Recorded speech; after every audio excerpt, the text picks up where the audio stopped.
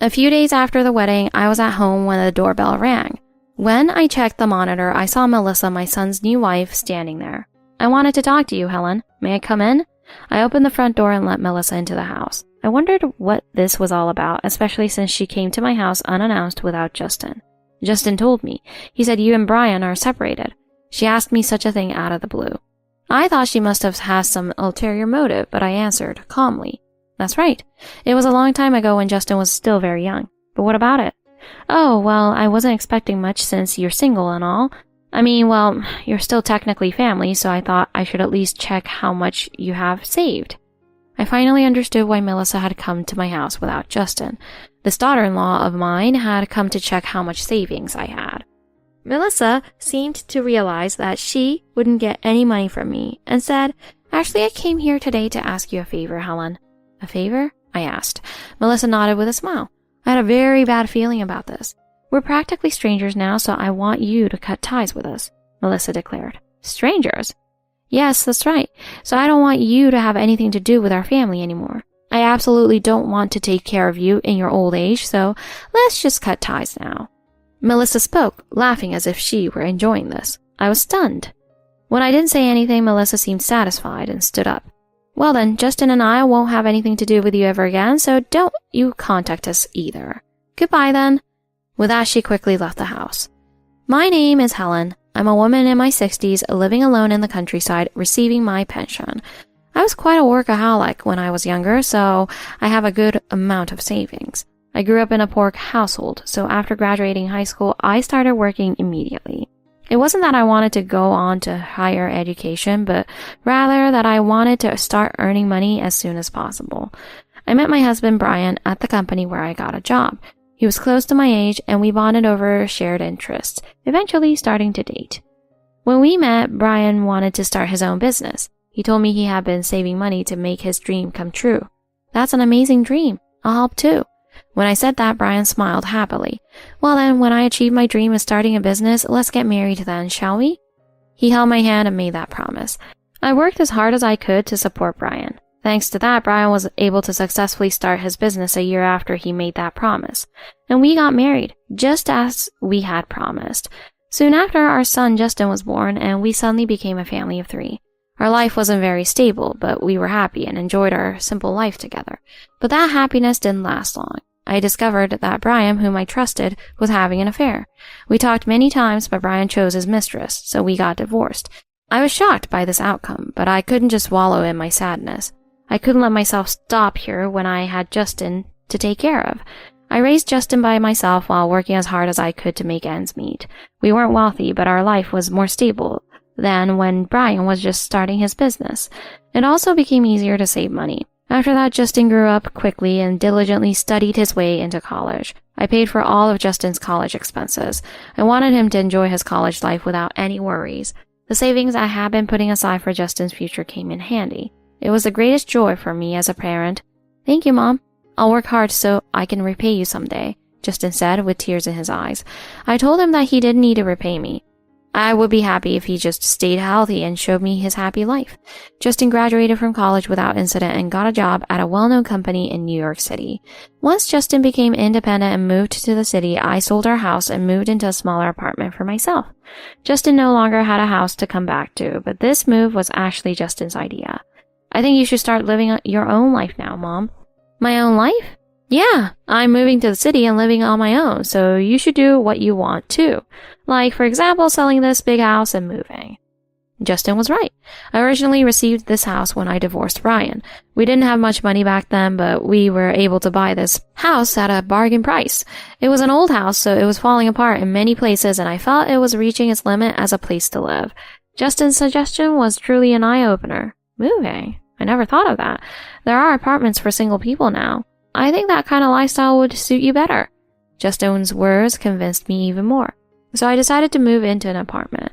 Furthermore, I had reached the age where I could receive my pension. So I shifted to a lifestyle where I received my pension and worked part-time. I never imagined that I would be living a different lifestyle at this age. I was quite excited, imagining what my life would be like from now on. Living alone in the apartment was quite fulfilling, but I have to admit that having more free time was a bit unsettling. As a workaholic and a bit of a penny pincher, I wasn't used to this much free time. One day while I was living like this, Justin came to visit my apartment. Justin, it's been a while. Justin looked a little more mature, but his gentle smile was the same. I was relieved to see him. It seemed like he was doing well after moving to the city. It's been a while, but what brings you here so suddenly? Actually, I wanted to talk to you about something, Justin said, looking a little embarrassed. I was puzzled, but invited him in, saying, well, come on in. Actually, I'm thinking of getting married. Married? I couldn't help but repeat his unexpected words. I was surprised because talk of marriage had come out of the blue for Justin. I had never heard anything about his relationships with women before. What kind of person is she? She's a senior coworker at my company. Her name is Melissa. She's older than you then. When I said that, Justin blushed and looked embarrassed. Justin often fell for older girls when he was younger. It seemed that this tendency hadn't changed even now that he was an adult. I just proposed to her the other day and she said yes. So we're talking about getting married and having a wedding. Oh, is that so? Congratulations. I had forgotten to congratulate him because I was so surprised. Justin looked very happy when I congratulated him. I listened to Justin's stories, and it seemed that his fiancée Melissa was a bit strong-willed. She always seemed to take the lead with Justin, who had always been a gentle type. I was prepared to accept anyone Justin chose as long as he was happy. I couldn't bring her with me today, but she said she wanted to greet you too, so I'll bring her next time. Okay, I'll be looking forward to it. But Justin, I gently told Justin, next time let me know when you're coming in advance. I'm not always home, you know. Justin looked as if he had completely forgotten about that. Justin probably rushed over here to tell me right away. He could have just called, but he came all the way here to show me his face. I was truly grateful to Justin for always caring about me so much. The next time Justin contacted me was a week after this day. He said he would bring Melissa. On the day he said he would bring Melissa over, I woke up early and waited for Justin, feeling nervous. Melissa seemed strong-willed, but how much so? I couldn't judge based on Justin's subjective view. Honestly, I was anxious. While I was thinking about this, the doorbell rang. I checked the monitor and saw Justin, so I headed to the entrance. Welcome, I greeted them, and there stood Justin and a woman. Mom, this is Melissa, the woman I'm dating. Melissa, this is my mom. Justin introduced us to each other, and I smiled at Melissa, who was standing in front of me. Nice to meet you, Melissa. Thank you for coming all the way here. I greeted her, but Melissa didn't smile and just stared at me. It felt like I was being scrutinized. It was definitely not the attitude one should have when coming to greet someone. Melissa stared at me without any reservations. At this point, I had a very bad feeling. After a while, Melissa seemed satisfied. Nice to meet you, she replied, sounding bored. I felt it was rude, but while Melissa was looking at me, I was also observing her. She had a stern look on her face, and her makeup was flashy, reminding me of a gal from back in the day. Her clothes were also flashy, and it was obvious that she was carrying a designer handbag. I know you can't judge a person solely on their appearance, but I couldn't help but notice these things. I invited the two of them inside, and we sat down to talk. The first topic that came up was the wedding. As soon as the wedding was mentioned, Melissa's eyes widened, and she leaned forward. Having a wedding is my childhood dream. Oh, is that so? Yes, so I absolutely don't want to compromise on anything. I plan to have everything my way, so please keep that in mind, Helen, Melissa said to me. Okay, I'll do my best. I was taken aback and could only manage to say that. I wondered why Melissa was telling me these things. It would make sense if she were declaring this to her future husband, but I didn't understand why she was telling me. I was a little worried about the future and looked at Justin, but he didn't seem to mind and was smiling at Melissa. That made me even more worried. After that, we talked about the future, and then Justin and Melissa went home. I was relieved that it was over without incident. Still, Melissa was a very strong-willed woman. I was put off by her unusual fixation on the wedding, and I was also concerned that she showed no interest in any other topic. I wondered if I should just watch over the two of them. I was thinking about this as I watched Justin and Melissa's interaction that day, but there was nothing I could do for Justin, who was now an adult. I decided not to intervene any further, thinking that was supposed to be the end of it, but a few days later Justin came again, and this time he seemed very depressed. What happened? A few days after we came by, Melissa and I went to discuss the wedding, but it's going to cost more than I thought, Justin said, hanging his head. When I asked him, it seemed that Justin and Melissa had been steadily preparing for the wedding, but when they discussed the details, Justin was surprised by the total cost. I thought that's what I expected. From what Melissa had said, I knew they were planning a lavish ceremony. When she came to my house, she mentioned wanting to have the wedding at a certain theme park, so it was obvious that it would be more expensive than usual. It can't be helped, that is expensive. But I already told Melissa that I would pay for it, and I can't say I can't pay now. Justin replied in a pathetic voice. Apparently, Justin intended to pay for all the wedding expenses himself. I had some doubts and concerns about that, as Melissa wasn't planning on paying a dime even though it was her ideal wedding. But Justin seemed to prioritize Melissa's wishes, saying he wanted to make her dream wedding a reality. But do you have that kind of money? If you can pay, that's fine, but you came all the way here, so that's not the case, is it? I'm thinking of taking out a loan if I don't have enough, so I thought I should tell you that first. Justin replied to my question. He had a serious look on his face, and I could tell he was serious. He probably didn't ask me to lend him money because he assumed that our single-parent household didn't have any. I took an envelope out of the drawer and handed it to Justin. Use this. Huh? What's this? It's the money I was planning to give you when you became independent. There's about $60,000 in there. When I told him that, Justin's eyes widened in surprise. I had actually been saving money for Justin. I hadn't anticipated his wedding, so I didn't think it would come in handy so soon. Will that be enough? When I asked, Justin's eyes lit up and he said, "Thank you, Mom." He was crying tears of joy. I was a little taken aback by this reaction, but I guess I still found him cute. Justin is a really kind person. The way he prioritizes others over himself hasn't changed, even as an adult. I thought that if it were for Justin, even if it was to fulfill his fiance's extravagant wishes, I could give him the $60,000. I decided to keep quiet about paying for the entire wedding to make Justin look good. I didn't think it was necessary to tell Melissa. After that, Justin and Melissa had their wedding at the theme park as planned. When I arrived at the venue that day, I was astonished by how extravagant it was. It was clear that it must have cost a fortune. Melissa was in high spirits the whole time, and Justin looked truly happy to see her like that. I was glad that the money from back then had been put to good use. The lovely wedding ceremony ended without incident. A few days after the wedding, I was at home when the doorbell rang. I checked the monitor and saw only Melissa, who had married Justin, standing there. Melissa was wrong. When I called out to her, Melissa smiled brightly. "I wanted to talk to you. May I come in?" "Sure, come in." I opened the door and let Melissa into the house. I wondered what this was all about. Why would she come to my house unannounced without Justin? I urged Melissa to sit down. She looked around the room again. I braced myself for what she might say, and then Melissa looked at me with narrowed eyes. "Justin told me. He said you and Brian are separated," she asked. My hands, which had been preparing tea, stopped at this unexpected question. But I smiled gently, not letting my surprise show. "That's right. It was a long time ago when Justin was still very young." "Oh, what about the alimony from back then? Do you still have it?" "I used it for Justin's education and living expenses." "But why do you ask?"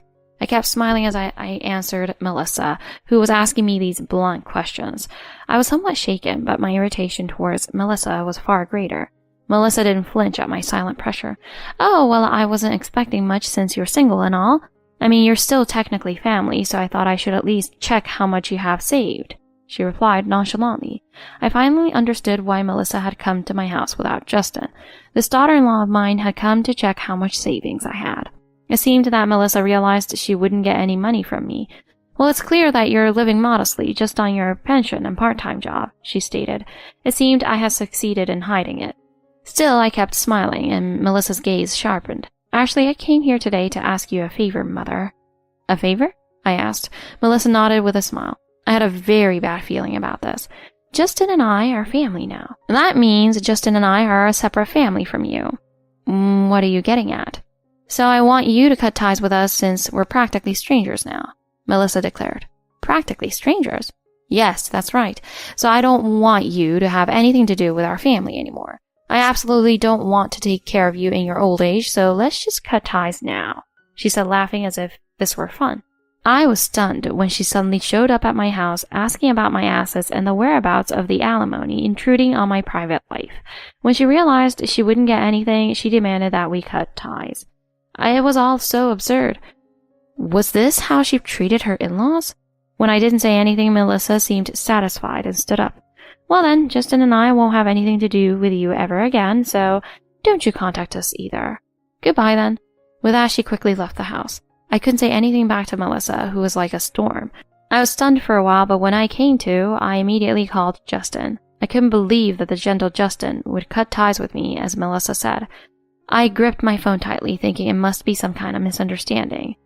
Fortunately, Justin picked up the phone right away. Justin, Melissa came to my house earlier and said she wanted to cut ties with me. Do you really intend to do that too? I asked in a panic. Justin reacted as if he had remembered something. Yeah, because Melissa wants it that way. If Melissa doesn't want to be involved with you, Mom, then I think I'll go along with that, he declared. The moment I heard that, my mind went blank. I couldn't believe it. Was Justin really going to follow Melissa's lead, even on such an important issue as our parent-child relationship? I was completely disappointed in Justin. It seemed that the gentle, caring Justin was nothing more than an illusion I had created. I mean, you raised me, Mom, and I'm grateful for that, of course, but from now on, I want us to live our lives without relying on each other. Not relying on each other and cutting ties are two different things. But Melissa says she doesn't want to be involved with you, and I think that's just how it has to be. I was stunned. At the same time, I was shocked. I almost blurted out what Melissa had said to me on the spot, but I swallowed those words.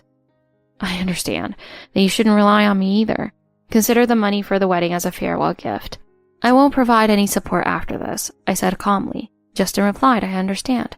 He seemed to have no idea how much weight there was in the fact that his mother was cutting him off, and his reaction showed this. After hearing Justin's reply, I hung up the phone. After hanging up, I couldn't move for a while. I was frustrated with Justin, who spent $60,000 on a lavish wedding and didn't even mention it to me. I was also angry at Melissa, who had broken the parent-child bond. But more than anything, I was incredibly sad that our parent-child relationship had ended this way.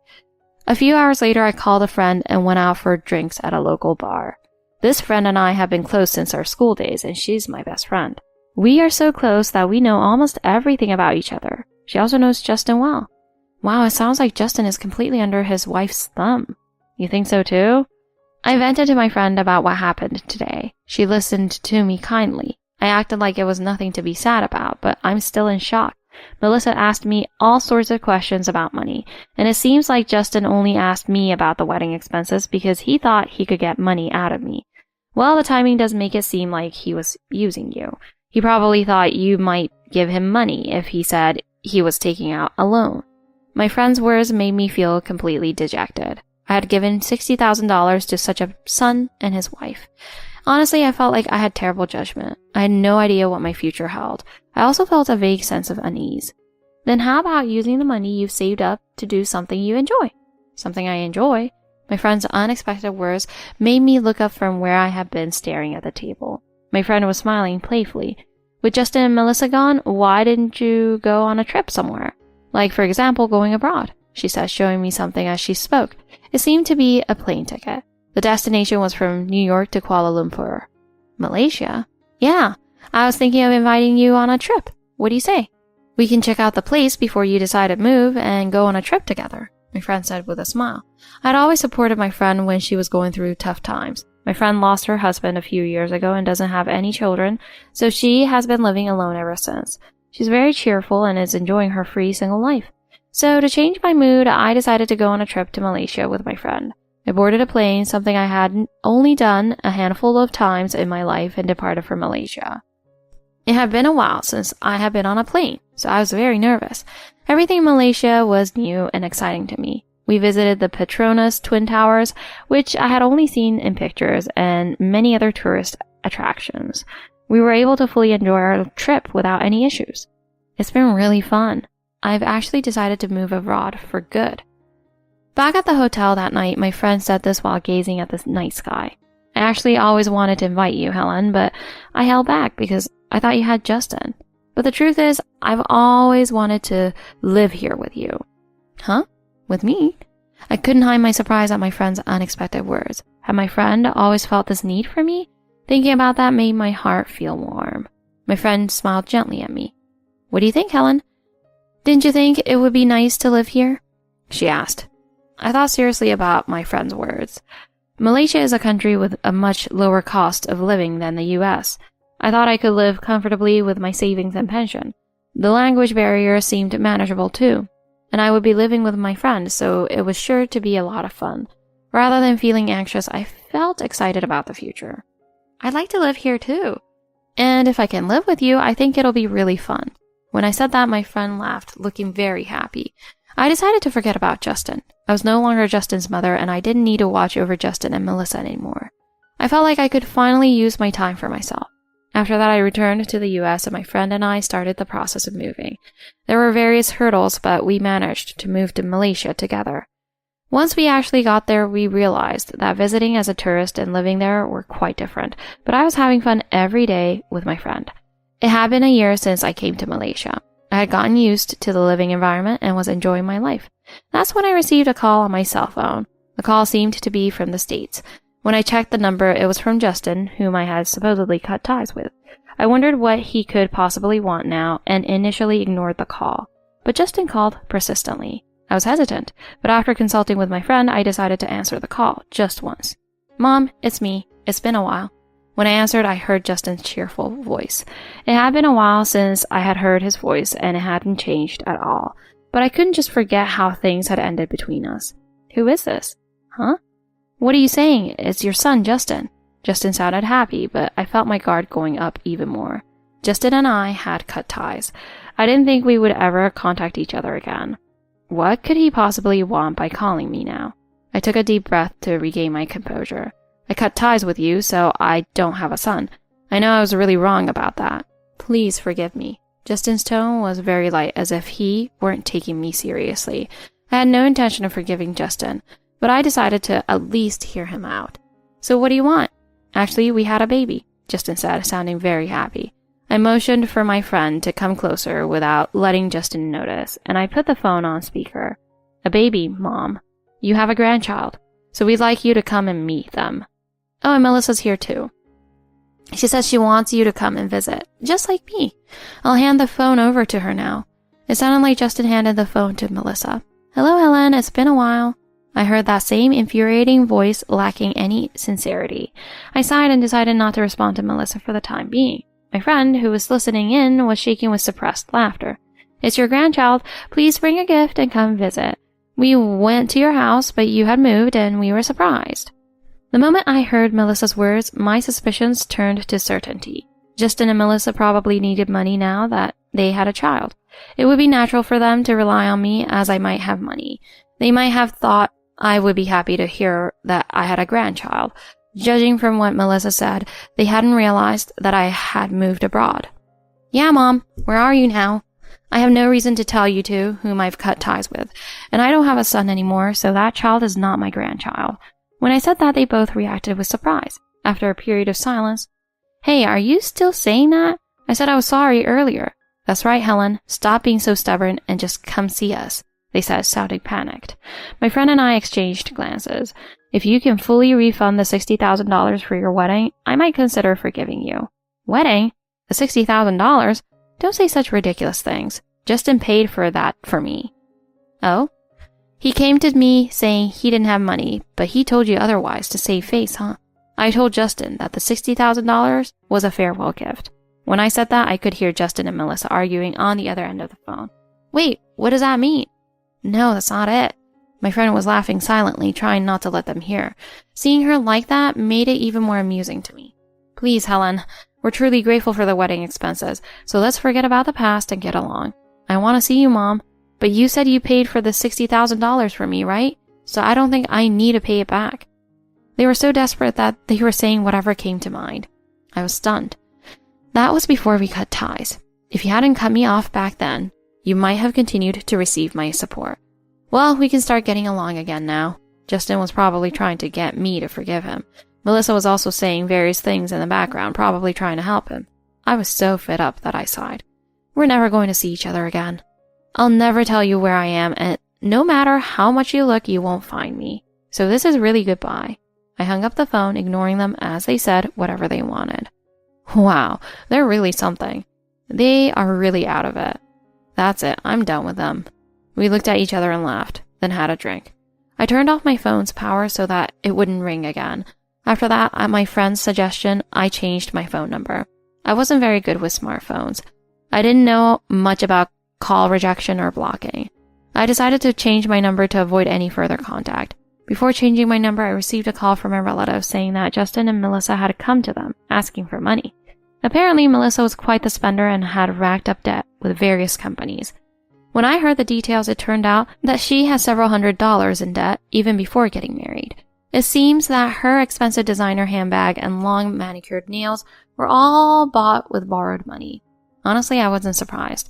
Knowing Melissa, she was probably just trying to show off. This led to a fight with Justin, and eventually they sold Melissa's bags and other belongings to get some cash. But that didn't solve all their problems, and this incident created a big rift between Melissa and Justin, ultimately leading to their divorce. Melissa took custody of the child and went back to her parents' house, but her parents, who were decent people, were furious when they heard the story. They were taking care of the child and providing financial support related to the child, as the child is innocent, but they are ignoring Melissa.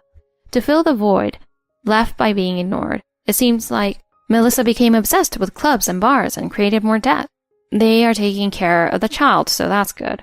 But as for Melissa herself, her future looks bleak, and I couldn't help but laugh. Justin, like Melissa, ended up taking a disastrous path. In addition to paying child support, he couldn't tell anyone about having a lavish wedding with Melissa and pretended to be a happy family man. But the small cracks started to show and his lies were exposed. His friends, fed up with him, started to distance themselves from Justin.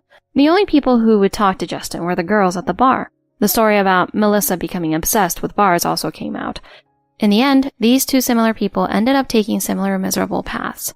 I told my relatives that I had cut ties with Justin and explained what had happened. They understood. There is probably no one left to help them.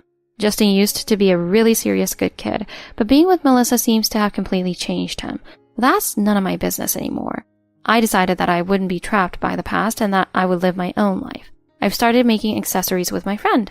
It's still just a hobby, but I'm thinking that I might be able to sell them someday.